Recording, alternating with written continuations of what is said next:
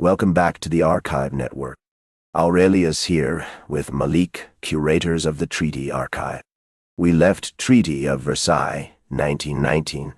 Last time at the true impact of these terms will only become clear as the world tries to live with the peace it has made.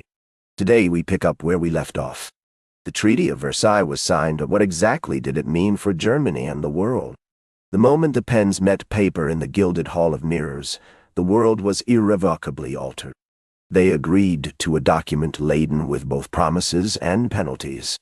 For Germany, it marked a catalogue of loss and humiliation, beginning with Alsace-Lorraine, a significant blow to national pride. That humiliation wasn't just about borders. It was about identity.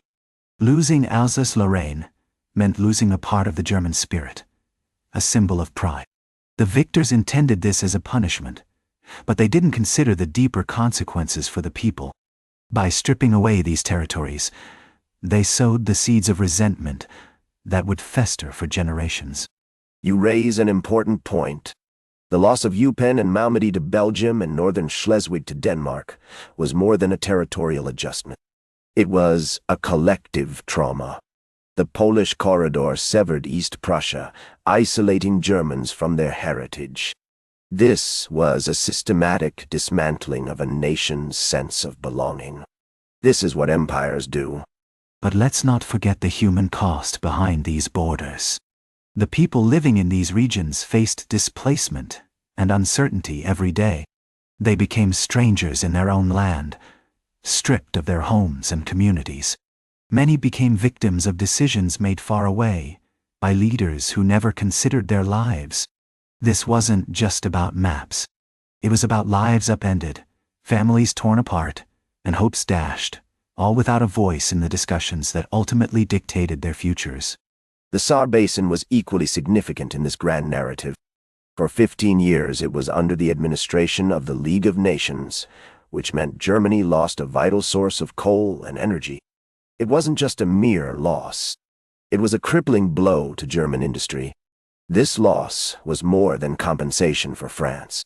The economic repercussions were dire, leading to further instability in the region. We can see how such decisions ripple through history, affecting lives in ways we often overlook. And the loss of colonies was another layer of this tragedy. Germany's empire was dismantled, and its territories were divided among the victors. These mandates were supposed to be temporary, but they neglected the voices of the local populations.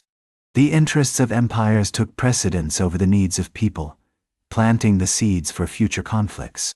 The military restrictions imposed were equally severe, effectively reducing the German army to a mere 100,000 men.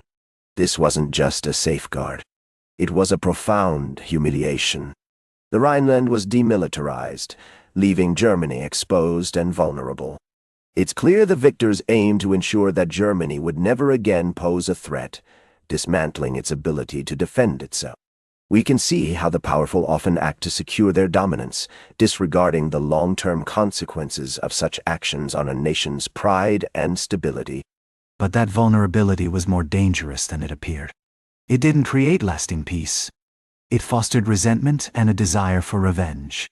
The war guilt clause was a moral condemnation, and the reparations demanded were astronomical. The Weimar Republic, already fragile, was left to carry this burden, making it an easy target for future extremists. You're correct. The leaders had no choice but to sign, fearing a return to hostilities. But let's consider the League of Nations.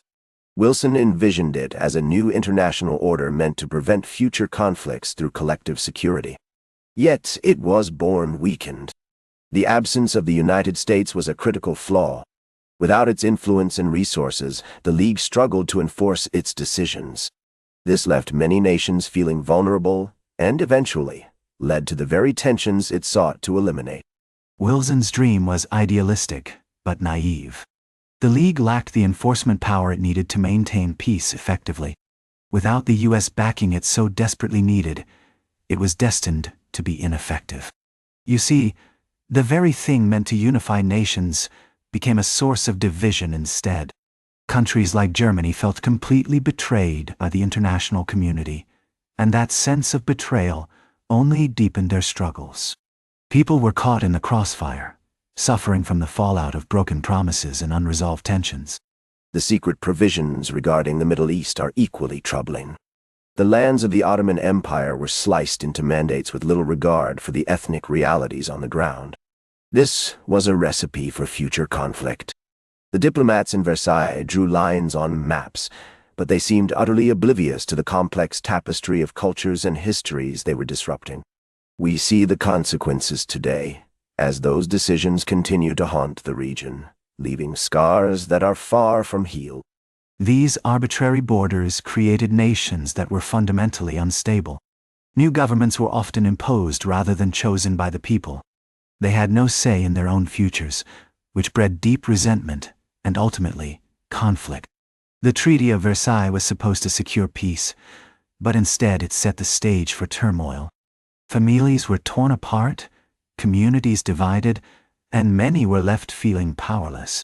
The consequences of those decisions still echo through history, affecting lives even today.